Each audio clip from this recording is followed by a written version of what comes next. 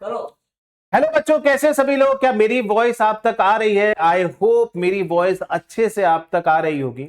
तो आज जो इस वीडियो में हम बात करने वाले हैं, इसमें हम बात करेंगे आखिर सैनिक स्कूल का जो आने वाला एग्जाम है हमारा, मतलब जो 26-27 का जो एंट्रेंस एग्जाम हो रहा है क्लास 6 के लिए या क्लास 9 के लिए, उसका आखिर पेपर का लेवल कैसा आएगा, क्या हम इस बारे में सोच सकते हैं?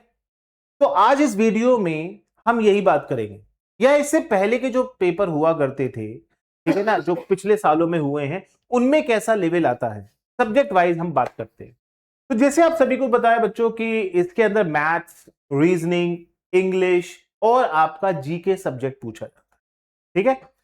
अब इंग्लिश के साथ कुछ बच्चे हिंदी भी सिलेक्ट कर लेते हैं जिनको हिंदी लेनी होती है। तो आखिर में अगर सब्जेक्ट वाइज लेवल की बात करता हूं बच्चों, तो सबसे पहले मैं बात करता हूं रीजनिंग की बच्चों। ठीक है। अगर बच्चों मैं रीजनिंग की बात करता हूं बच्चों, तो रीजनिंग का जो लेवल इसके अंदर आता है, ठीक है, तो वो आप कह सकते हैं हार्ड टू मॉडरेट। ठीक है, कैसा आएगा बच्चों? Hard to moderate. क्यों? क्यों बच्चों? ऐसा मैं क्यों कह रहा हूं? क्योंकि रीजनिंग जो होता है ना, एक्चुअली नया सब्जेक्ट है आपके लिए। आपने ना तो कभी पहले पढ़ा होगा, ना किसी स्कूल में पढ़ा होगा, ना अपने किसी एग्जाम की अगर आप प्रिपरेशन भी कर रहे होगे तो भी आपने रीजनिंग सब्जेक्ट नहीं पढ़ा होगा। इस वजह से बच्चों को ये काफी हार्ड लगता है। ठीक है।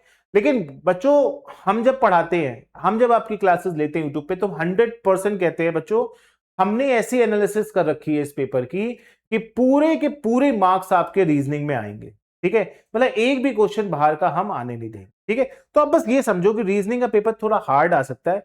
अब इसकी प्रेपरेशन आप कैसे करोगे बच्चों, है ना?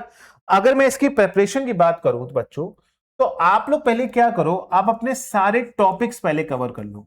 चाहे आप वीडियो क्लासेस लेके कवर कर लो, ठीक है, चाहे आप यूट्यूब पे कोई क्लासेस आप लेते हो तो वहां से खत्म कर लो। तो टॉपिक्स पहले सारे खत्म करो। उसके बाद मेरी राय ये रहती है कि आप लोग उसके बाद प्रीवियस ईयर क्वेश्चंस लगाइए। क्या लगाइए? Previous year questions. तो उससे आपको क्या रहेगा, अपनी तैयारी के बारे में पता लग जाएगा। प्रीवियस ईयर क्वेश्चन कहां से कहां तक लगाओगे बच्चों? 2019 से 2026 तक। ठीक है। जितने भी आपके पेपर हुए हैं उनकी आपको एनालिसिस करके, मतलब उनके प्रीवियस ईयर आपको लगाने हैं। ये आपको इजीली वेबसाइट से मिल जाएंगे। एसजी कैंपस की वेबसाइट पे मिल सकते हैं और किसी अदर वेबसाइट से भी आप ले सकते हो। ठीक है। इसके अलावा अगर मैं बात करूं, ठीक है, इसके अलावा मैं बात करूं, अब क्या करोगे जब ये दोनों चीजें हो जाएंगी? तो बच्चों, फिर आप मॉक टेस्ट लगाइए। ठीक है। मार्केट में बहुत सारे मॉक टेस्ट मिलते हैं आपको, आप उन्हीं मॉक टेस्ट को परचेज कर लीजिए और मॉक टेस्ट लगाइए टिल एग्जाम तक। तो मैं ये कह सकता हूं कि आपको रीजनिंग में दिक्कत नहीं है। सेम अगर मैं बात अगर मैथ्स की करता हूं बच्चों, सेम बात अगर मैं मैथ्स, क्योंकि जो मेन सब्जेक्ट है हमारे इस सैनिक स्कूल में वो दो ही हैं। ठीक है। अब मैं बात करने जा रहा हूं बच्चों मैथ्स की। ठीक है। अब मैथ्स समझो, मैथ्स का पेपर तो मैं कह सकता हूं हार्ड ही आएगा, जैसा कि रीजनिंग का मैंने भी बताया। तो मैथ्स का पेपर भी बच्चों हार्ड आएगा। ठीक है। इजी नहीं मिलेगा आपको। ठीक है। लेकिन आप इसे इजी बना सकते हो। ठीक है। कैसे बना सकते हो मैंने अभी बताया आपको। जैसे रीजनिंग की प्रेपरेशन करनी है आपको टॉपिक वाइज, पहले टॉपिक कंप्लीट करो, उसके बाद प्रीवियस ईयर क्वेश्चन लगाओ और उसके बाद मॉक टेस्ट जरूर लगाओ। ठीक है। तो आपको समझ में आ गया, रीजनिंग का लेवल भी हार्ड आने वाला है, मैथ्स का लेवल भी हार्ड आएगा। इवन देन मैथ्स की रीजनिंग में तो मैं ये कहना चाहूंगा, रीजनिंग में एक बात और इंक्लूड करूंगा, क्लास 9th के भी अगर आप सेट लगाना चाहो रीजनिंग के, तो उनके भी आप प्रीवियस ईयर लगा सकते हो, क्योंकि काफी क्वेश्चंस जो है वो अप स्टैंडर्ड, मतलब हाई स्टैंडर्ड के क्वेश्चन भी पूछे जा सकते हैं क्लास 6 के अंदर।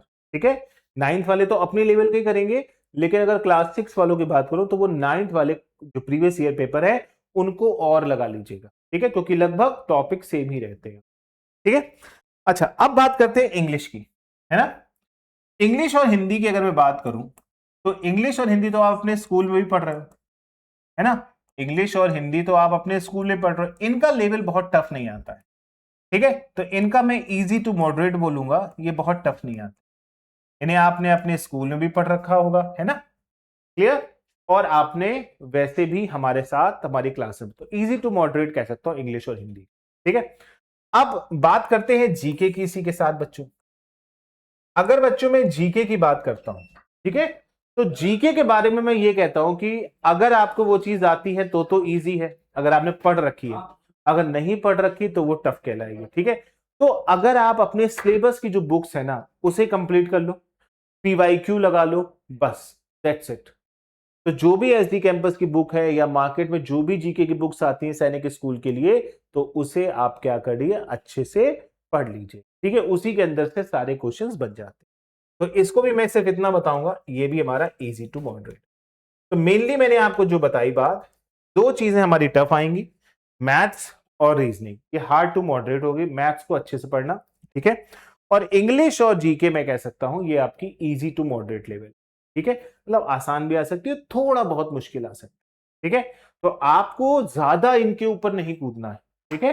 बेसिक से आपको प्रीवियस ईयर देखने हैं, और जो हम यूट्यूब पे आपको क्लासेस कराते हैं उन्हें आपको डेली करना है, ठीक है। तो आई होप इस वीडियो में शायद सारी बातें क्लियर हो गई होंगी कि सैनिक स्कूल का जो पेपर आने वाला है उसका लेवल कैसा आएगा, ठीक है। आई होप सबको अब सारी बातें क्लियर होंगी। अपनी तैयारी पूरी करते रहिए, हमारे साथ यूट्यूब पे जो क्लासेस चलती हैं उसे लेते रहिए, आपका सिलेक्शन जरूर होके रहेगा, ठीक है। चलिए इसी बात के साथ मैं अब अपनी बात को रोकता हूं। तो bye bye, take care, have a nice day.